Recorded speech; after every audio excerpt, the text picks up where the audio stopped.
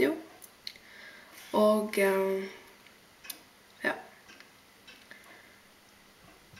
Ja, hårvideo.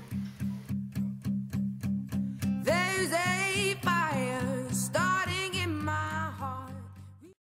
Ikke så mye å gjøre med det her, men ja. Vi får begynne. Hårvideo.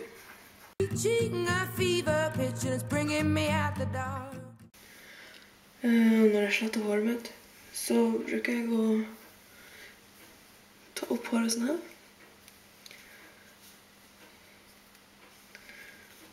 Og så fester jeg meg i sånn her klype. Sånn. Og så bruker jeg den her.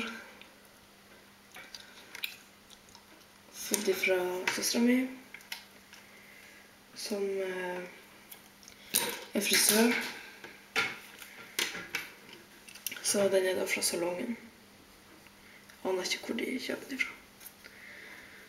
Men i hvert fall. Så sletter jeg ned håret. Alltid før jeg sletter håret mitt, så bruker jeg en slags olje. Jeg har ikke den rette her, men det her bruker jeg nå. Siden jeg har ikke med den andre. Så den tar jeg bare en liten tert. Og så smører jeg den ut. Så tar jeg det i håret. Og da blir håret veldig glatt. See you crystal clear.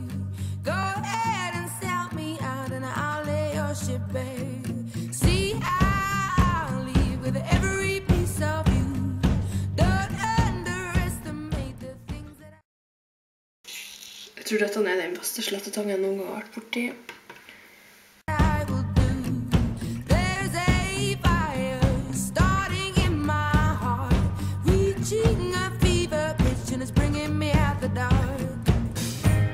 The scars of your love remind me of us. They keep me thinking that we almost had it all. Har jeg sånn her fliseklemme eller lus eller og så bare setter jeg den i sånn.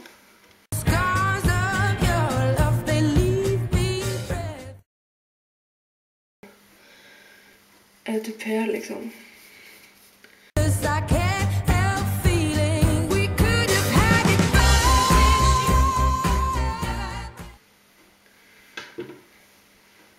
Lager jeg liksom en sånn topp her.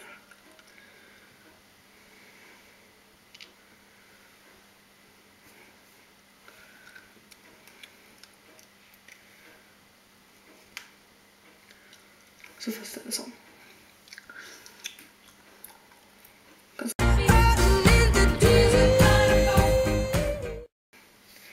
Før brukte jeg å ha en fletta her. Det er ganske lenge siden jeg hadde det, så jeg kan vise det for deg. Da tar jeg litt hår over på den siden.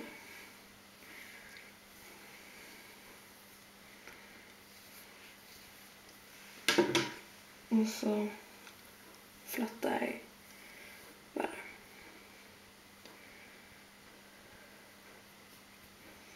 Det er litt vanskelig å forklare hvordan, men det blir vanlig hodebunnsflette.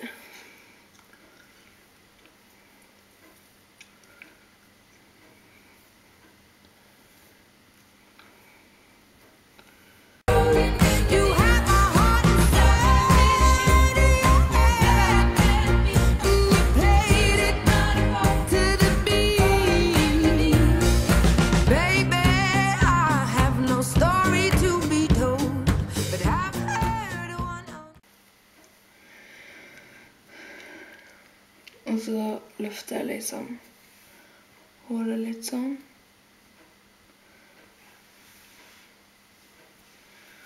Og fester meg i flis, lus, skingenål, eller hva dere kaller det for. Sånn. I'm gonna make your head burn.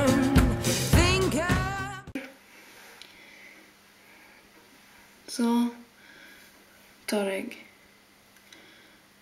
håret opp, sånn.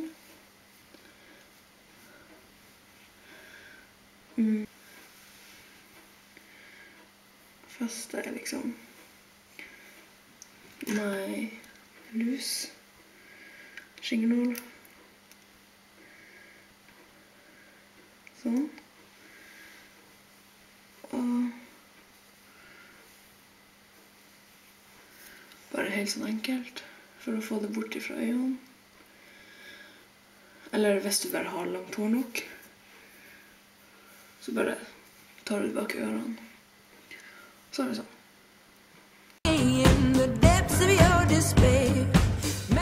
Med mitt skyld. Jeg har aldri gått sånn før. Men det er jo noen som bruker den. Ja, det vil ikke helt sånn, men uansett. Så kan du enten ta og flatt.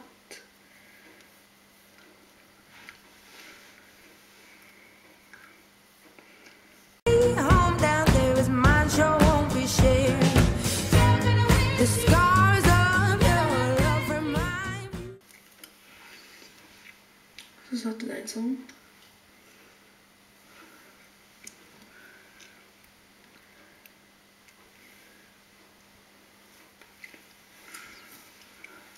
Eller du kan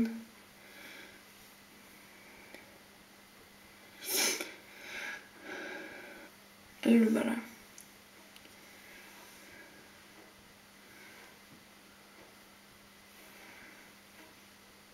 har den sånn. Altså enten sånn vanlig eller flatt. Så har du bare sånn. Men jeg bruker mest den her.